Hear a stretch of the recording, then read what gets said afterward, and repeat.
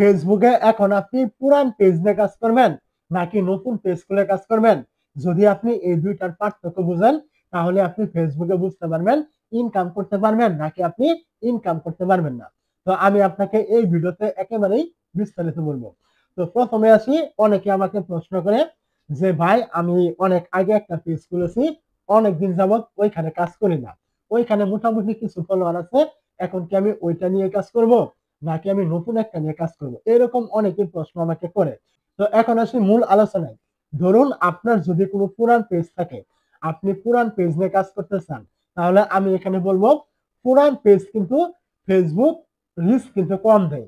মানে হলো আপনার আগে পেজ আছে, মানে অল্প ফলোয়ার যদি থেকে থাকে, আপনি ওইখানে কাজ করতে চান, তাহলে আপনি ট্রায়াল হিসাবে ২-১ টা ভিডিও আপনি আপলোড করবেন। করার পরে দেখবেন Facebook ওইখানে আপনার রিচ দিচ্ছে কিনা। যেহেতু আপনার মোটামুটি কিছু ফলোয়ার আছে, কথার কথা বললাম ৫০ টা ফলোয়ার আছে। তো আপনি ভিডিও আপলোড দিলে অবশ্যই ৫ থেকে ১০ টা ভিউজ আপনার আসবে ওই পেজ থেকে, যেহেতু আপনার ৫০ টা ফলোয়ার। তো ঐরকম ভিউজ যদি আপনি পান, তাহলে বুঝে নিবেন Facebook আপনার ওই পেজে আবারও নতুন করে রিচ দিবে। এটা স্বাভাবিক।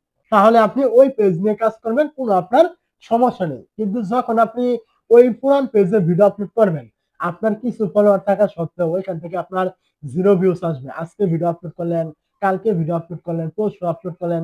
এরপরেও যদি আপনার 0 ভিউজ হয়, তাহলে বুঝে নিবেন Facebook আপনার ওই পেজটা একেবারেই ডাউন করে দিয়েছে দীর্ঘদিন কাজ না করার কারণে। তো ওই পেজ নিয়ে আপনি কাজ করে কখনোই ফলাফল আপনি পাবেন না। ওইখানে আপনার যত ফলোয়ারই থাকুক।